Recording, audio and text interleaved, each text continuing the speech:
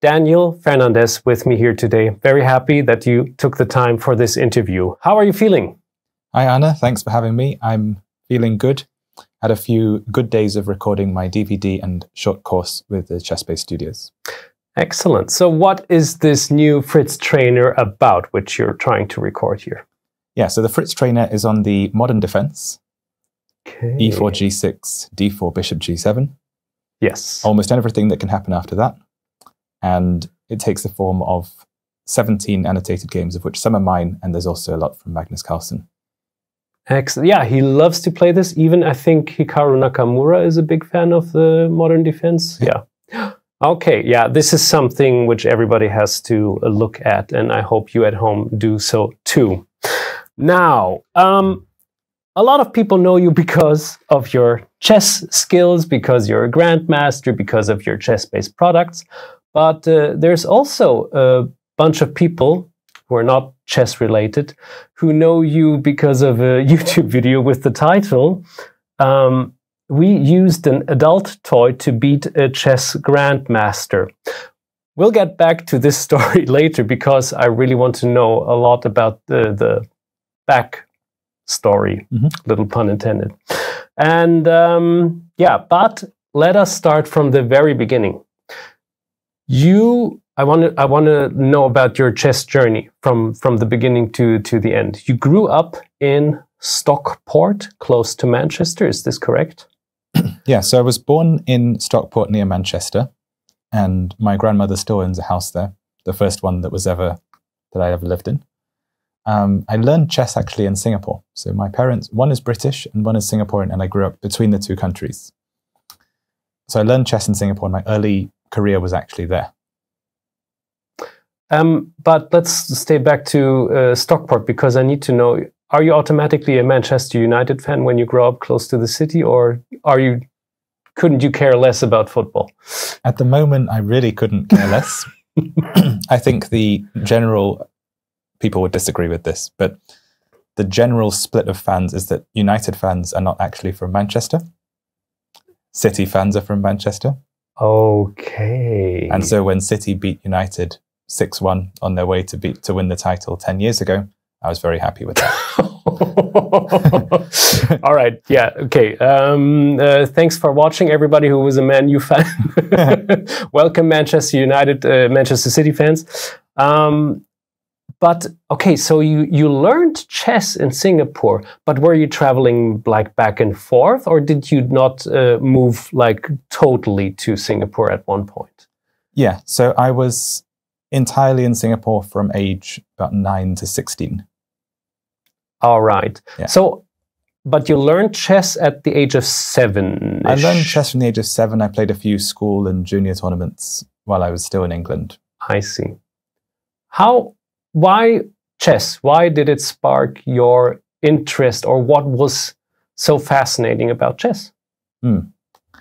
So I think the reason, which is maybe too deep for this interview, is that it was something that my father couldn't do very well, but he respected.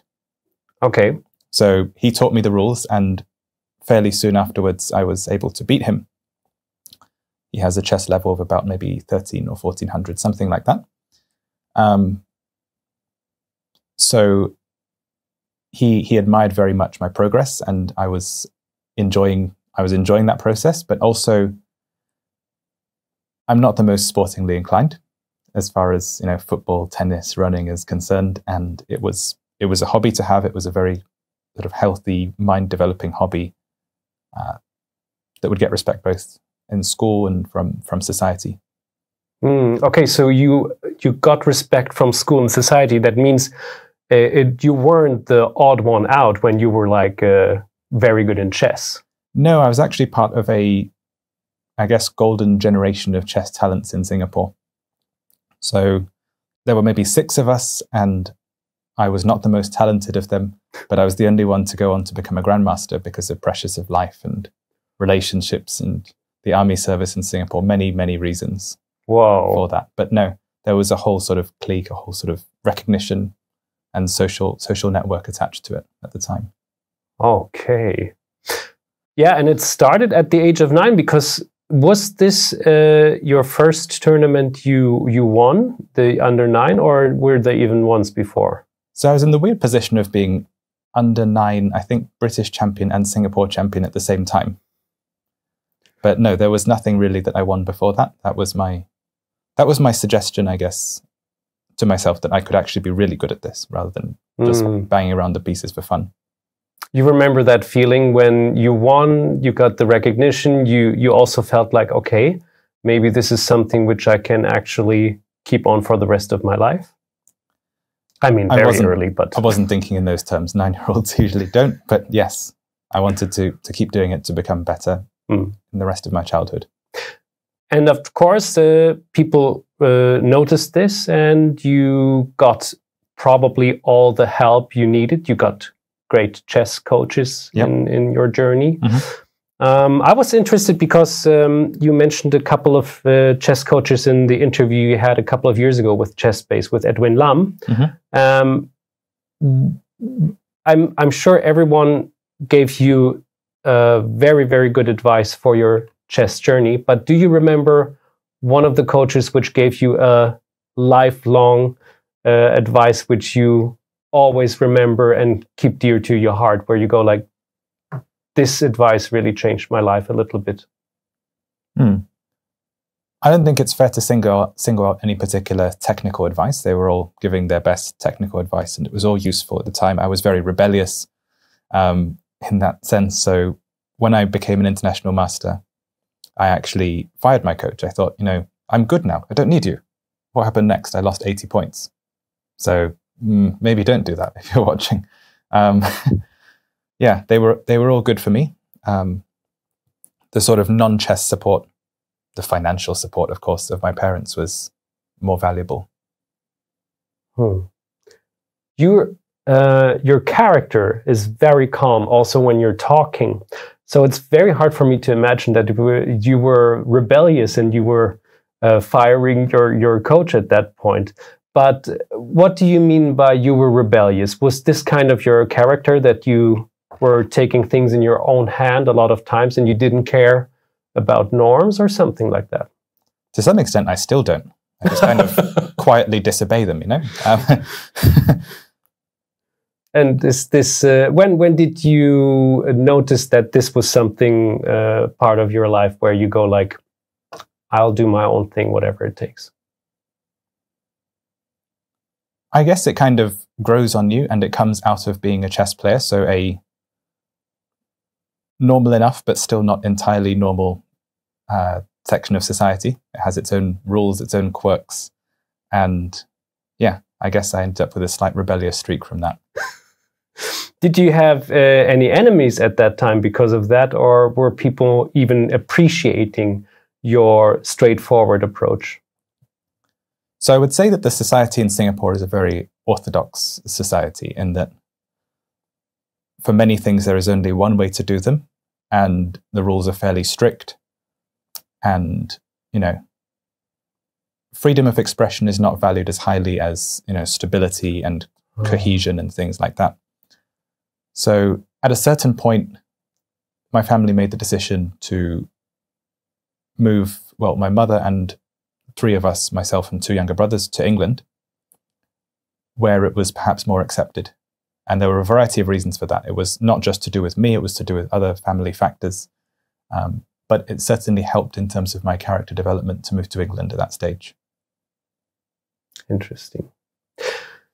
When you went from Britain to Singapore, and you started playing chess a little bit in England before, right? Or yeah, fairly casually. Fairly casually. Okay. Yeah. But was there like some significant difference from the way people approach chess in the different countries? So there is much more now, but also then, a focus on opening theory and drills in Singapore. Not so much in England. England has more of a sort of practical approach to chess. In fact, I think it stands alone even among European countries in that regard. It's viewed as a more practical, more fighting chess style compared to learning things or compared to having principles. God forbid we should play according to principles. And did those two countries help in your chess development from those different sides? Like you could take a little bit of the drill approach and something about this non-casual approach? Yeah, so I guess where I landed in the end on that was that I now start drilling and making opening files on openings which barely anyone plays, and they're often viewed as unsound or quirky. And I'm literally in the studio for recording a DVD on the modern defense. So I guess it's a logical progression from that. Very good. Do you remember the time when you first heard about the ChessBase products? Was it in Singapore, I assume? Yeah, it was in Singapore. I had a coach at the time, Boris Alterman, the Israeli Grandmaster, who I believe has recorded for ChessBase. Yes. Yeah.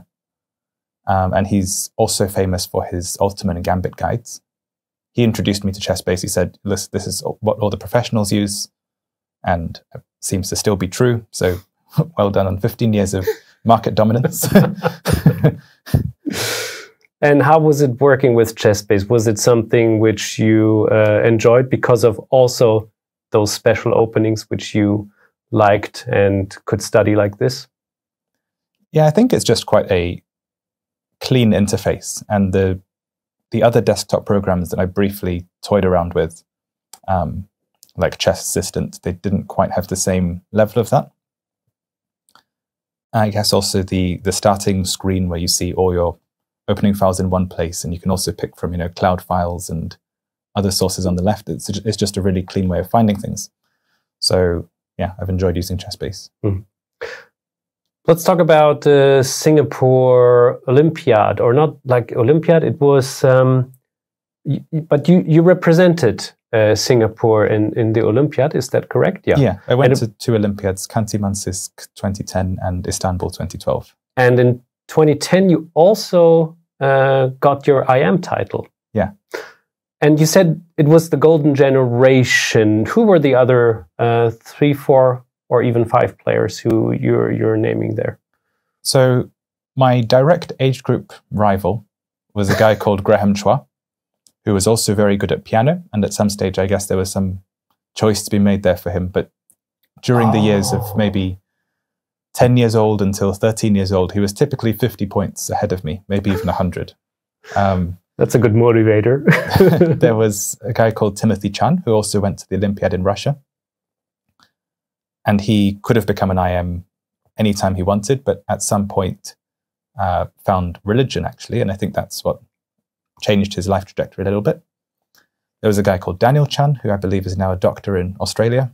So everyone doing all sorts of things. I'm the only one who...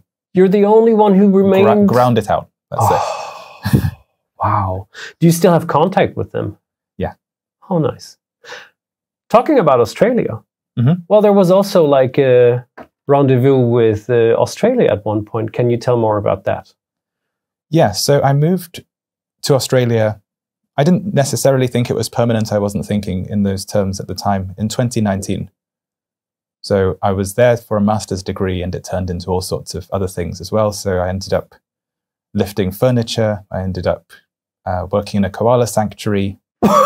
No way. What? That is so cool. Yeah. I guess that is a good pickup line. But then how was it working in the koala sanctuary? You were feeding little koala babies or helping them, or? Yeah, so it was quite interesting. The eucalyptus forests, which is their main source of nutrition, have a tendency to catch fire. And this was especially true after what Australians, I think, call the Black Summer of 2019 to 20. So maybe 1/3 of eucalyptus forests in Australia were affected by this. Large numbers of koalas needed to be taken in, rescued, and their diet changed, actually, away from eucalyptus, if possible, to other sources of nutrition that when they were back in the wild, they could safely feed on without fire danger. So there was quite a wide-ranging narrative there. Wow. What? So this was like kind of your student job, like next to that. But what about your chess? So my chess completely stagnated in several years after I became a grandmaster, and then COVID hit, and yeah, there were not too many also playing opportunities in Australia. I do like the Australian tournaments, especially the Dobell Cup, but they're relatively few and far between. So I wasn't making progress there in the sense that many people do in their early 20s in chess. And now that I'm back living in Europe, I'm making a little bit of it, but maybe not as much as I could have earlier. You never know. But then again, you can save koalas, which you cannot do here. Exactly. Talking about the Grandmaster title, I mean, that is something very special. And before 2017, when you reached the title, were you fighting to get a Grandmaster, or were you just enjoying chess, love studying, love learning, and go like, if I become Grandmaster, that would be amazing, but if not, it doesn't matter? So that would have been a very healthy attitude to take. Certainly much healthier than the attitude many players have now, which is defining their entire self-worth and their life choices by these 4 numbers, which can be from 2000 upwards. I think it doesn't affect lower rated players so much. But no, I think my attitude in 2017 was very much one of, we will do this or we will die trying. What were the steps you took to do this without dying? Yeah, so I got advice along the way from a lot of experienced players, and my tendency with coaches and with mentors after I fired that particular coach getting the IM title was to dip in. So I would go and see someone for several days at a time, and then maybe not for a year, and it would be quite sporadic like that. So people in that category were Ivan Sokolov, I believe it's also recorded with ChessBase recently. Indeed. Yeah. And Jonathan Spielman. And wow. I tended to go for these slightly older players whose, ratings may not have been hugely higher than mine, but they had that class and that experience of being in the world top 10 or 20, whatever it was, that they could translate into sort of big picture thinking, and I could start thinking in more sort of ambitious general terms rather than specific lines to learn. But now, wait a second, we forgot something. You moved to Great Britain. I wanted to get back to this point again. Yeah. Because, not only because you just moved to Great Britain and because Singapore had that certain kind of vibe, but also because you were studying, obviously. You were at the Cambridge University. Yeah. What did you study? I studied mathematics. That's a chess thing, I guess. It is very much a chess thing. I wished, after 1.5 years of mathematics, that I had studied languages instead, which is a big passion of mine. But it would have been too difficult to change to make, so mathematics it was. Oh. Nonetheless, how many languages do you speak except English, of course? So I speak Chinese as my second language. Spanish I picked up when I was 16, but I'm fairly fluent. I've learned some Serbian from living there and almost basing myself there at some point. And I can read and write, but not speak Dutch. That's it. Well, but that is quite exotic, to say the least. Would you be able to say, hi, my name is Daniel, I'm a chess grandmaster in all 5 languages?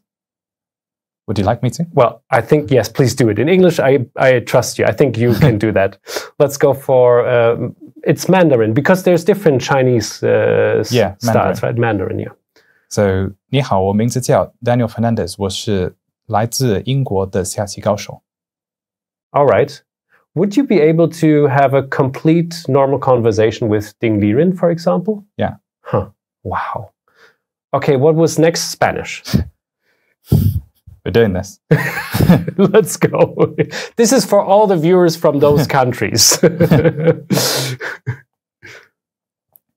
Hola, me llamo Daniel Fernandez. Yo soy gran maestro de ajedrez de Inglaterra. Okay. Well, I think, yeah, if I would hear this, I cannot speak Spanish, but that sounds very much as if that's correct.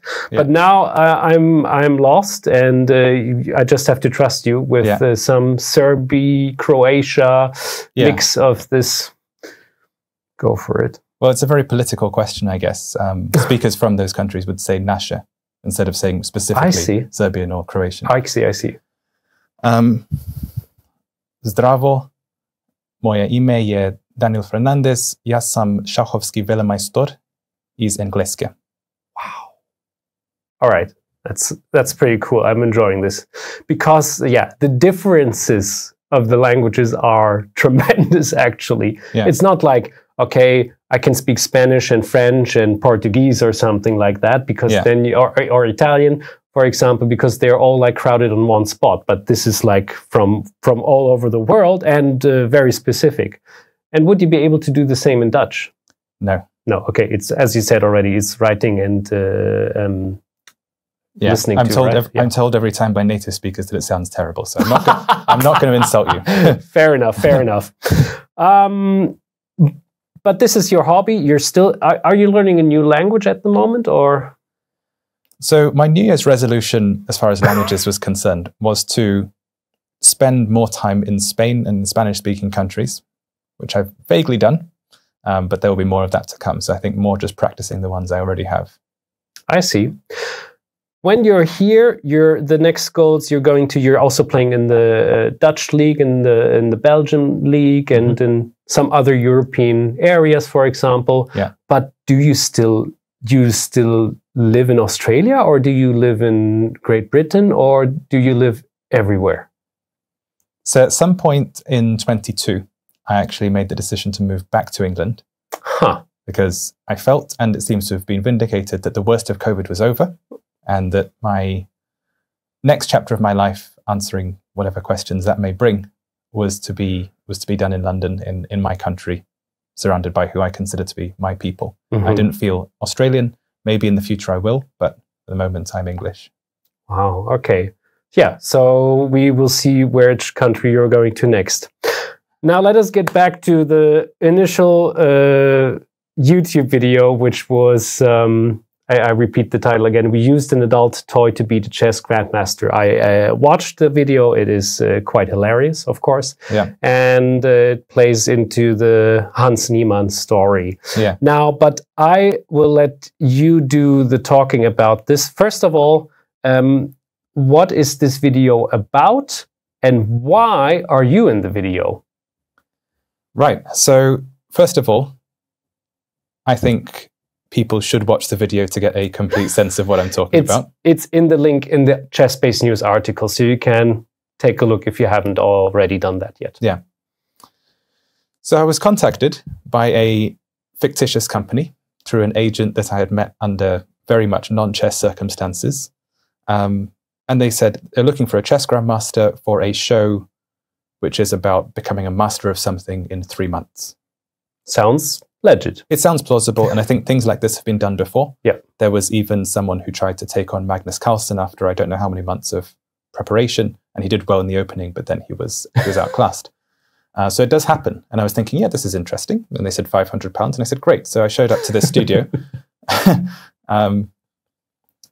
where I met the man who was going to be my opponent, and we were just chatting, and one of the things that came up was that he'd never met a grandmaster before. So I thought, well, what is this? You were part of a BBC documentary, British Broadcasting Corporation, the biggest in the country, and they sent you to play grandmaster without being coached by one first. Suspicious. Yeah. So, what was his answer? I don't think he thought of it as anything in particular, It's one of those things which you'd have to be more or less an insider to know. Yeah. And one of the other things which he did was when we started playing, his moves were all spaced at about 1.5 to 2 minutes each. And this is another thing which, if you're not a chess player, you wouldn't know that it's suspicious or it's interesting. But anyway, he played good moves, about 10 to 15 of them, and I realized I'm in a worse position against someone who's basically never played chess before, according to my best state of information at the time. And I realized something interesting is up. Nevertheless, I was paid to play a game. I played the game. And afterwards, a gentleman told me, together with his companion in that prank, that they'd been actually using this device to help them cheat. And I thought, well, that's an explanation. It's not the one I was expecting. It's a funny one. And then they explained the link to Hans Niemann and that they were trying to determine whether it was actually possible, not accusing Hans of anything in particular, but determining you know, a possible methodology for actually doing so in a chess tournament against a decent player. And the bitter truth is, it is so easily possible that it is almost crazy. So when I watched this, I actually couldn't believe it that it worked. Yeah. Right. I mean, yes, of course. Yes, you noticed the suspicions, but you were like, that's fine. There might be some explanation after that. Yeah. It's also not helpful to be thinking about. So yeah, I've been in positions in tournament games where I'm thinking, oh, this guy's playing 2 good moves. But if you start thinking like that, you drive yourself into a spin. Maybe that's even partly what happened to Carlsen himself. If there was already suspicion in his mind, would that have made him play slightly worse? It's speculation. It's entirely speculation. But from my perspective, it was not worth thinking about whether this man, you know, was cheating against me just to try and play the best moves that I was able to at that point. I noticed, I hope I'm correct with this, but I noticed you played a very special opening in this game. Yeah. Was it G4 or was it B? It was B4. White played D4 and I played B5. You were black, yeah. And I've seen this a couple of times that you like to play this opening. Do you know this so well that you were like, I want to see if I can get him out of his preparation after just one move, because nobody would expect that a Grandmaster plays this. I was vaguely thinking that. I was vaguely thinking of the example I knew with the amateur playing Magnus Carlsen, that their opening theory had been as good as possible. Gotcha. You know, so if I played some highly theoretical Nimzo Indian, maybe he's going to know something, right? Whereas with this, it's impossible. And also, I've played maybe 15 and 20 classical games with this move before, so I'm familiar. I even used it in 2 of my GM norms. Yeah. So I consider it as a reasonable value opening, maybe less sound, but more familiar to me. Well, of course, and always your opponent has to know what to play against this, while you already have quite a good knowledge about how to play, what your plans are and all of this. Somebody, sees this, they would first probably think for a while, I assume. Yeah. And then most would take the center and they would push E4 as well. Yeah, exactly. Yeah, interesting. What's the opening name against? It's Polish Defense. Polish Defense, yeah. Now, after all of this, this funny YouTube video, you went home for a couple of weeks, and then did you get some emails, received some calls? I saw you in this video. What the heck? What happened? That was funny. Yeah. What happened then? What was the backlash? So first, non-chess playing friends who were more active on YouTube or things like that. YouTube friends. were asking me, you know, what's this video? And I sort of explained in layman's terms as best as possible, and the backstory, which some were vaguely familiar with as well. One interesting set of events happened when my Bible study group brought it up. So I attend a church regularly. I have a Bible study group, and they said, Daniel, this is a good video to discuss at Bible study. No way. Now that is hilarious. And did you actually discuss it in the... Yeah. Oh, wow. What was the conclusion? I want to know now. I don't want to visit the group. You have to tell me now. It ended up being an ethical discussion about when it's appropriate to accuse someone of cheating. Wow. Yeah. And not just in chess, but in financial matters or anything else like that. Oh, that's great. That's a great outcome. So if I may ask, what is your general idea about cheating in chess? You mentioned it briefly that when you think about it, you get a little paranoid almost, and it also affects your own playing. Yeah. If somebody's playing like those perfect moves, maybe even in a 2 to 3 minute rhythm or something like that. Yeah. Have you ever actually, let me start like this. Have you ever discovered a cheater yourself? No, I've not. But were you ever certain that someone was cheating against you? And let's not only talk about the normal tournament games. Let's also talk about online games, maybe. Online, it certainly happened in even quite prestigious events. And I think the COVID years gave us, unfortunately, a resurgence or an increase in the number of people trying to do that. And some were also successful. Hmm. And so what are you thinking about the people who are cheating? Why are they actually doing this? Well, many think of the Grandmaster title as something being quite prestigious, that should be attained by any means necessary. And I already alluded to that desperation earlier in my own journey, saying I'll do this or die trying. I didn't engage in any of these methods, as evidenced by the fact my rating stayed roughly around 2,500 since. But some people will get it and they'll fall straight back again. And then there are questions to be asked. Why is that the case? Is it really just that the life priorities have changed, or was there some other action at play? And for some people, it's purely financial. So there are countries which will award a salary or a stipend for all their grandmasters. It won't be... I heard about that. It won't be huge, but it will be enough to justify, in their minds, cheating. Well, that doesn't help. Yeah, that is, of course, rough. Any opinion about Hans Niemann after all, since this was kind of an involvement? Well, I played the man twice. I played him in Las Vegas in each of 2 open tournaments back to back. And I was arguably a bit better in the first game, but it was a mess. And the second game, I was actually pretty much winning at the end, but just played, the right moves in the wrong order. Mm-hmm. And so I feel fairly certain, hand on heart, that he wasn't cheating against me. I also investigated in a lot of detail, because it was topical at the time, the famous game against Carlsen. So I went through that, for example, with the high-performing junior squad of Queensland, the state in Australia. And I didn't find anything strange about his play in that game or in that tournament. But people have voiced suspicions about other events of his, and I mean, there was obviously the whole lawsuit. Personally, I don't see proof of it, and you would need to be a lot more certain than just vaguely pointing a finger in some direction in order to accuse someone. Nevertheless, he's somewhat entered my social circle, so I'm also a little bit biased in that, because as far as I'm aware, he's moving to London for the foreseeable future. I see, I see. So you might meet up again? You might play some Blitz games or something like that? I'm very good friends with the man who seems to now be his unofficial second, and who travelled with him to Vaikanze. I see. So, yes. All right, okay. Will there be a second part of this YouTube video, maybe, by any chance?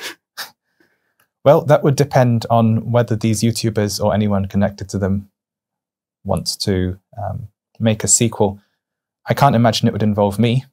I can imagine the sequel being much more interesting if it involved a stronger Grandmaster, maybe even a World Elite player, or Hans himself for the amusement value. But okay, can only speculate. Daniel, that was awesome. Thank you very, very much for this nice interview. I wish you all the best in the next couple of games, and I really hope to see you soon here at the ChessBase studio. Thank you very much.